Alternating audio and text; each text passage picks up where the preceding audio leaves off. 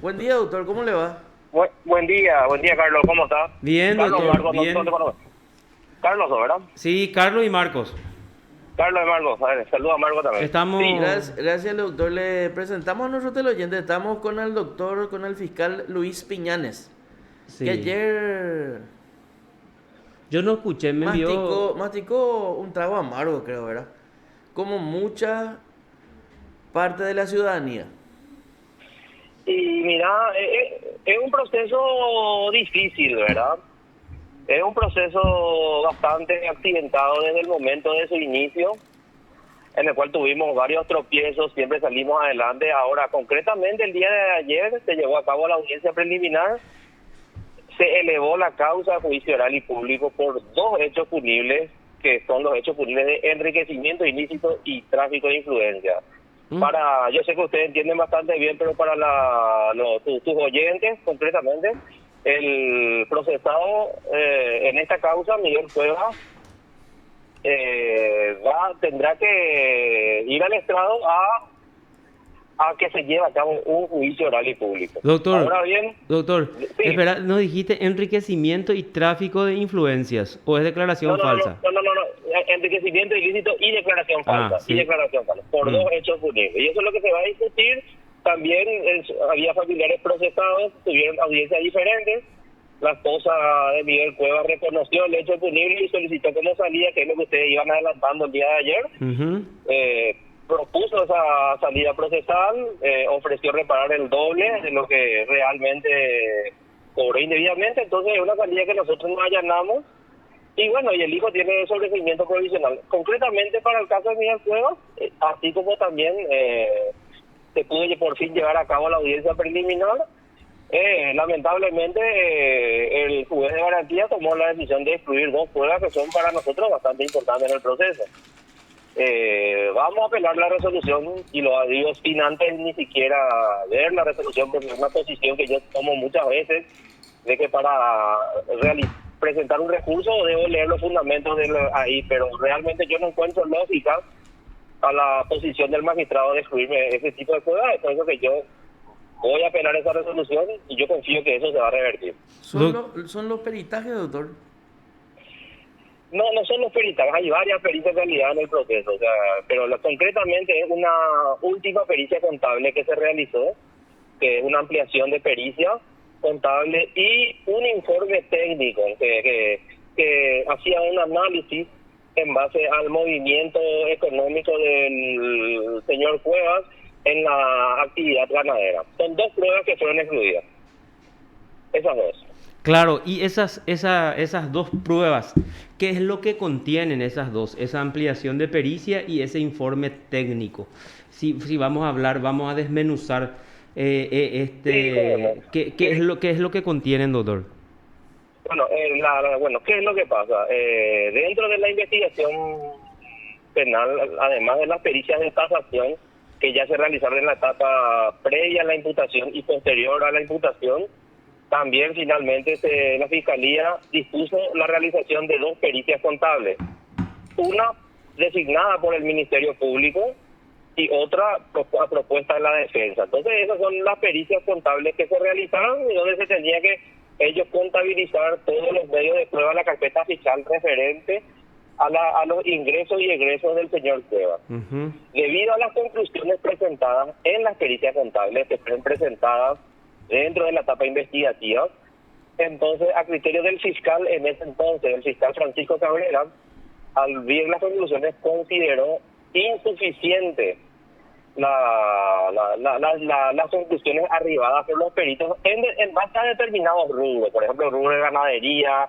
rubro de préstamos personales que él había realizado, y al no convencerle, y como eso está fundado en la ley, específicamente en el artículo 224 del Código Procesal Penal, se ordenó una pericia de ampliación de pericia designando un nuevo perito y se determinaron ciertos puntos y esa pericia, este perito realizó un análisis y llevaba a ciertas conclusiones y entre ellas él determinó de que en base a él hay una diferencia negativa entre ingresos y egresos de un saldo negativo de cerca de 5.000 millones de guaraníes.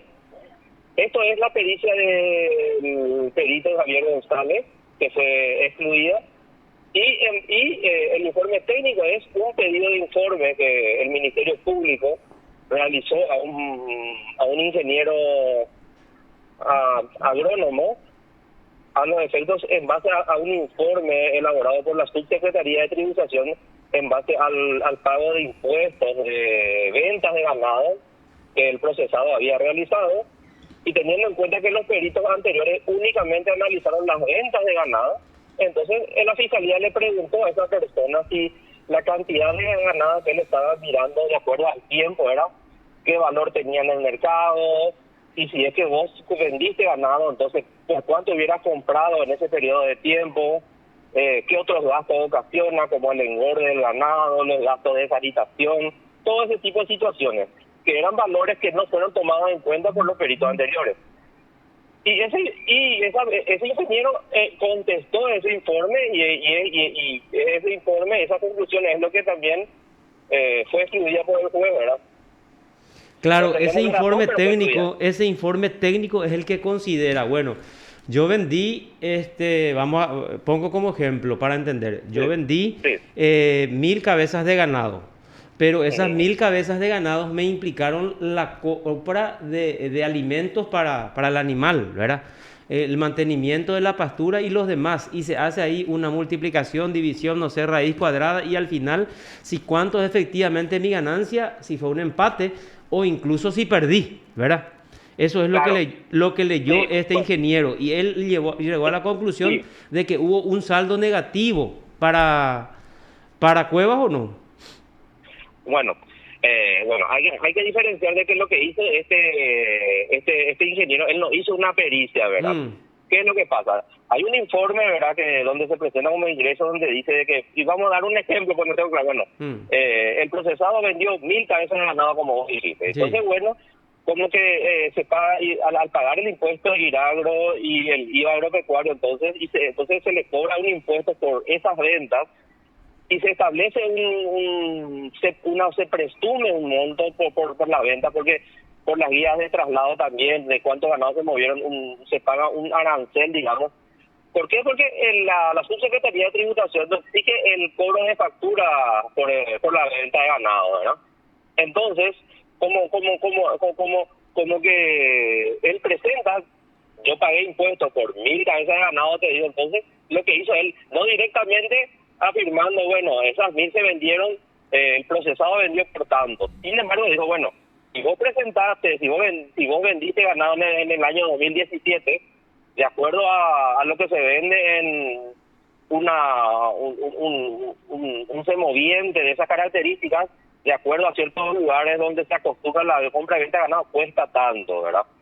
Y si vos esa clase de ganado mantuviste de esta manera, vos tuviste que haber gastado tanto por sanitación, tanto por engorde y tanto por alimentos. Son costos que lleva el ganado. Claro. Y de acuerdo a la venta, y eso es lo que concluyó él, dijo, de acuerdo a la venta del número de ganado que está acá, que da una suma de tantos, y lo que vos gastaste en tus costos, entonces al final no te redundaba en una actividad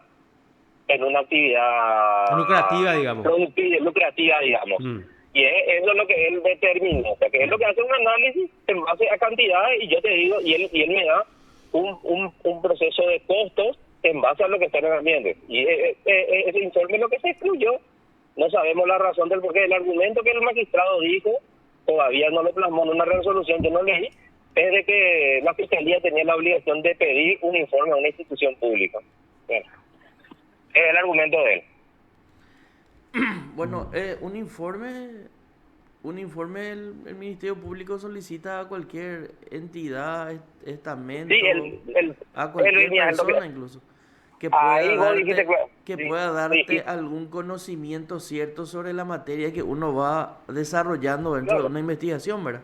Por supuesto. Y si vos después realmente, si por ejemplo no es cierto, o vos exagerás algún argumento, ya en la etapa pertinente, si es que se ofrece como prueba oral contradictorio, o sea que el Ministerio Público puede solicitar un pedido de informe a cualquier entidad, como vos lo dijiste bastante bien, pública, privada, persona física, y de acuerdo a ese informe después, si Doctor, uno cree pertinente, ofrece. Sí. ¿Y el que hizo el informe le ofreciste como testigo? También lo ofrecí como testigo. ¿Y no le excluyó? Y mira, esperaremos la resolución. De acuerdo a las manifestaciones del juez, realmente no fue objeto del incidente de exclusión, pero de acuerdo a las consideraciones del magistrado, entendí de que iba a excluir totalmente las dos declaraciones del perito y el testigo.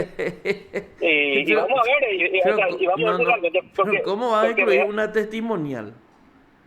Y por eso te digo, o sea que vamos a esperar que realmente él funda, ¿verdad? O sea, vos al perito también lo ofreciste como testigo. Claro, al que hizo el informe. No, al perito también, al que hizo el informe le ofreció como testigo. Obviamente que esa es una suerte de por si falla uno de cualquier manera, entra como testigo, ¿verdad? El tema es que, ¿por qué le excluirías a una persona como testigo? O sea, eso es, no sé. En todo caso, el tribunal, eso ya es valorar básicamente la prueba. Eso es valorar la prueba o lo que va a decir el testigo. Pues el testigo es una prueba que uno ofrece en el juicio oral. En todo caso, el tribunal de sentencia es el que tiene que valorar la pertinencia o no de lo que está diciendo, ¿verdad? Exacto. Justamente eso, o sea que acá si nosotros sostenemos una acusación, nos basamos en valores de prueba, ¿sí? En medios probatorios, y eso es lo que posteriormente el juzgado garantía. Por eso esperaremos el argumento, veremos cuáles son las razones jurídicas por las cuales tenemos esta exclusión y vamos a apelar esa resolución. Independientemente de la elevación de juicio oral, que vamos, claro, desde luego, vamos a debatir. Como te digo, este proceso judicial tuvo varios obstáculos. En esta causa penal intervinieron casi la totalidad más de la mitad de los fiscales de delitos económicos debido a reconstrucciones planteadas. Una de las razones de la exclusión del perito fue por ya que la defensa recusó a uno de los peritos en la etapa investigativa. Ahora hay una información de que ahora yo sí que permití aclarar, aparentemente yo no sé, si yo no le escuché al juez y él dijo, ¿verdad?, de que excluyó porque el perito estaba recusado cuando presentó su trabajo. Eso no es cierto. Cuando el fiscal Cabrera ordena la pericia contable, entonces en ese caso justamente se da cumplimiento a lo que dice el 217 del Código Procesal Penal, se le notifica de la decisión y se le brinda la oportunidad de impugnar puntos de pericia o en su defecto recusar al perito. ¿Y qué es lo que hace la defensa? La defensa directamente cuestiona nomás la decisión del fiscal de ordenar una pericia, no recusa todavía. Simplemente opta por recusar a los dos fiscales, que era Cabrera, el que hizo la resolución, y Jorge Arce, que estaba en la causa y ni siquiera intervino. Se le recusa a los fiscales y ya la fiscal provisoria, entonces luego ya ahí posteriormente recusa al perito. Y es ahí donde la doctora Victoria Acuña, como que la recusación de un perito en la etapa investigativa, no hay un procedimiento bien determinado. Hay algunos que consideran de que el fiscal unilateralmente puede resolver, otros que se le da un trámite judicial, porque hay un artículo en la ley que dice que la recusación de los peritos serán iguales a la de los magistrados. Pero eso es hablando en una recusación, en un juicio, en una audiencia judicial. Entonces, ¿qué es lo que hace? La doctora Victoria Acuña le pone en conocimiento del juez de garantía y le dice, acá hay una recusación de un perito. Y el juez le dice, por providencia, le dice, no, declara inoficioso el pedido y le dice, este es un tema de ustedes. Y justamente se le da el trámite, fiscalía, y se resuelve la recusación del perito, rechazando lo que dice rechazando la recusación, digamos. Y una vez resuelta esa resolución es cuando el perito presenta el dictamen contable a la fiscalía y es ofrecida como medio de prueba posterior, porque obviamente se le notifica de la decisión a la defensa. Posterior a la acusación, entonces él plantea una impugnación a la Fiscalía General del Estado y la Fiscalía General del Estado rechaza esa resolución recusatoria ya esto de una manera totalmente inoficiosa. O sea, ¿cuál sería el motivo de la exclusión de la pericia, digamos? ¿Es ilegal? No es ilegal, está fundada en la ley. Otro tipo de cuestión, existe irregularidad en el contenido, bien lo dijiste, Margo, es una cuestión si el perito miente o no miente, se equivoca o no, es harina de otro costal. Aparentemente, entonces el juez, que consideraba no tener intervención en una cuestión administrativa, que es la reconstrucción de un perito, y resuelve excluir una pericia por considerar él que no está tiene. Bueno, vamos a ver los argumentos que él tiene y por supuesto recurriremos. Exacto, porque creo que en eso justamente es lo que, esa situación creo que es la que aprovecha muy bien Guillermo Duarte Cacabelos para enredar aún más la cuestión, porque cuanto menos se dilucide esto, más le conviene a ellos enredar, digamos. Entonces, ahí lo que tenemos que entender bien, porque yo creo que, si no me equivoco, él insiste en que el perito elevó su informe estando recusado. Ahora, el argumento, si hubiera hablado con propiedad, lo que hubiera dicho es de que la pericia estaba pendiente una posibilidad de la defensa de impugnar esa decisión. Ahora, yo te hablo una cuestión de la pertinencia de las pruebas. Vayamos a la hipótesis de que, porque acá lo único que se cuestiona es de que se presenta un dictamen y la defensa podía recurrir otra vez por otra instancia la resolución por la cual se rechazaba la recusación, ¿verdad? Pero nosotros podíamos haber tenido una discusión en el sentido de que posteriormente en el análisis ya de la diga, tomémosle el término apelación de la recusación, si es que se le daba la razón a la defensa. Entonces ahí era un hecho que decía, desde luego nosotros no confiábamos en este perito, en el cual no había argumento alguno, por cierto, y ahí poder cuestionar la prueba. Pero en ningún momento se le otorgó el derecho a la defensa y en todos los momentos se mostró la forma infundada. O sea, acá lo que se buscando, además de la recusación, es de que el Ministerio Público espere un supuesto derecho de representativa que tenía la defensa de apelar o no y presentar un sobreseimiento provisional. Eso es lo que se quería. Y te vuelvo a reiterar, o sea que vos ya le leí a ustedes que son personas también muy leídas en este campo. No existe un procedimiento en la ley referente a la recusación de un perito en la etapa investigativa, que mira que hay camaristas, o sea que hay gente, hay personas que son del criterio que las pericias reales, esa es una discusión, mira, yo no estoy tan de acuerdo con eso, pero hay gente que tiene el criterio que las pericias ordenadas por la fiscalía son actos investigativos y no pericias. Hay que tener varios criterios, y el procedimiento para resolver una recusación es una cuestión de que no está bien establecida, no está establecida la ley. Entonces yo me pregunto, ¿miente el informe pericial? No sabemos si miente. ¿Se equivocó la fiscalía en ordenar una nueva pericia? Está fundada en la ley. Entonces, por un tecnicismo de plazo, se excluyen una prueba de que yo no puedo dejar de negar que sea una prueba importante, pero nosotros vamos a buscar revertir ese fallo y en el caso de que no, nosotros seguiremos en la causa.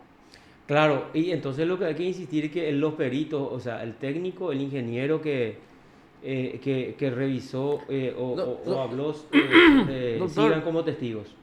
Claro, eso por un lado, Carlos, y por otro lado, y el juez no pudo determinar que se lo tenga en cuenta como una prueba como un acto investigativo del Ministerio Público nomás y punto. O sea, ¿por qué ese afán de anular esa prueba, verdad? Excluir, ¿verdad? Excluir, sí. Lo más simpático ni siquiera es una anulidad, ¿verdad? Plantea una exclusión y realmente no escuché el argumento que yo escuché de su boca, ¿verdad? Porque es cierto, el juez al tomar su decisión nos convocó a las partes. Su argumento es de que la fiscalía tenía pendiente, de que esa resolución pericial aún estaba pendiente de una impugnación. Ese es el argumento verbal que él razona ante los medios de comunicación. Ahora dice otra cosa, porque él dice de que la fiscalía presentó un perito recusado. O sea, pero yo creo que habrá sido un error de terminología, porque realmente obra la resolución y él sabía de la resolución por la cual se rechazó la recusación y por eso el perito presenta su trabajo. Después se hizo lugar a una impugnación y que al final tuvo el me sigue dando vuelta a la cabeza, porque en realidad excluir una prueba, básicamente valorar una prueba porque no se hizo conforme a tal cosa, esto, aquello, y decir, no, este peritaje está todavía recurrido, no sé qué, esto, no sé qué. Uy, bueno, es un un acto investigativo del Ministerio Público, entonces, y punto. Vos lo dijiste bien, es un acto administrativo y te digo más que a veces pasa en el proceso, no sé si yo ya lo dije ya.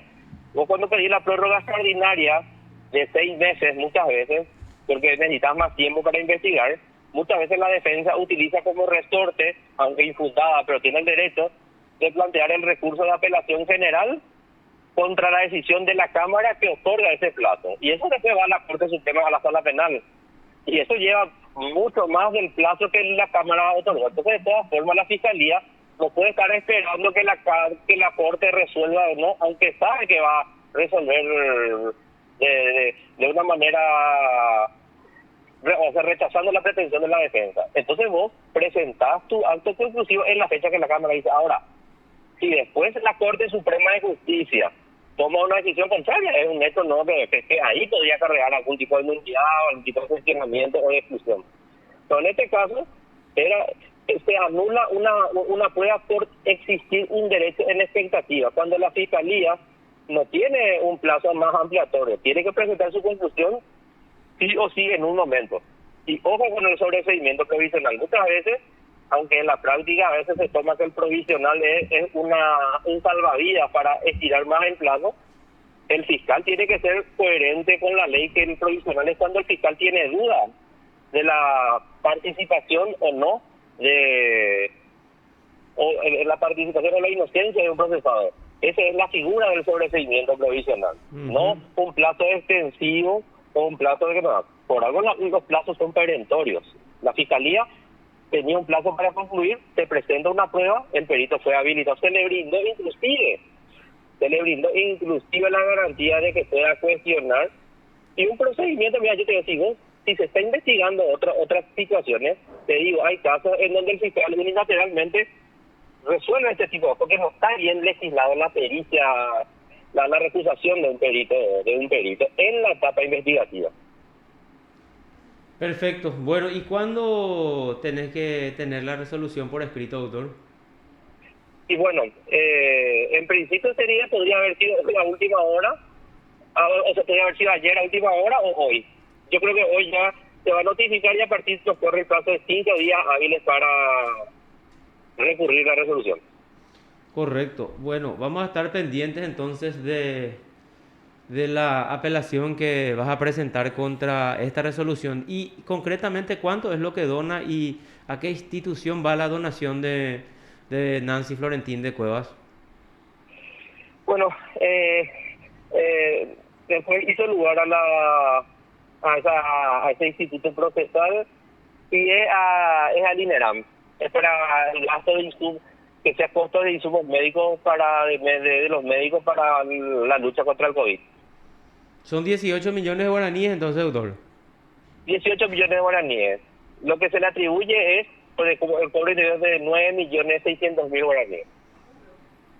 Correcto. Doctor, muchas gracias por darnos tu tiempo y bueno, estamos a estar atentos entonces a lo que puedas presentar en este caso.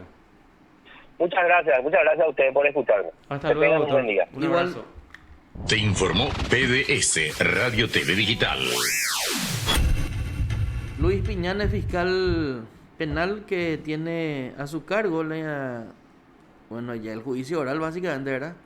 Del diputado Cuevas. Sí. Bueno, ¿y será que con John Paul? Exacto.